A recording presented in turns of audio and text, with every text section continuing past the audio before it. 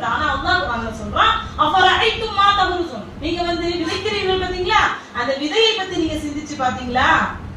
அஃபரஐத்தும் மா தஹ்ருஸூன் அஅன்தும் தஸ்ரஊனஹு அம் நஹ்னு ஸாரிஊன், நீங்க அதை முளைக்க செஞ்சீங்களா நான் முளைக்க செஞ்சேனா?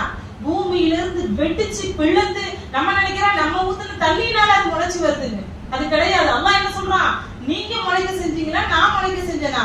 வஜஅல்னா, நான் நினைச்சிருந்தா அதை என்ன செஞ்சிருப்பாங்க, அல்லாஹ் கருகி சருகுகளாக ஆக்கியிருப்பேன். அதை என்ன செஞ்சிருப்பேன், கருகி சருகுகளாக மாத்திருப்பேன். அது என்னுடைய அருள்னாலதான் அந்த விதை என்ன செய்யுது, முளைச்சு வெடிச்சு பூமிக்கு வந்து உங்களுக்கு பலனளிக்க கூடியதாக ஆகுது. ஆனா நமக்கு என்னைக்காச்சும் இதை உட்கார்ந்து இந்த ஒரு மரத்துல இந்த மரம் வளர்ந்துருக்கு பூமியில இருந்து, அந்த மரத்தினுடைய இலை ஒரு சுவையா இருக்கும், அந்த பூ ஒரு சுவையா இருக்கும், அந்த காய் வேற ஒரு சுவையா இருக்கும், அதனுடைய பழம் வேற ஒரு சுவையா இருக்கும். இதை என்னைக்காவது நம்ம சிந்திச்சு பார்த்திருக்கோமா? இது எவ்வளவு ஒரு அற்புதம்.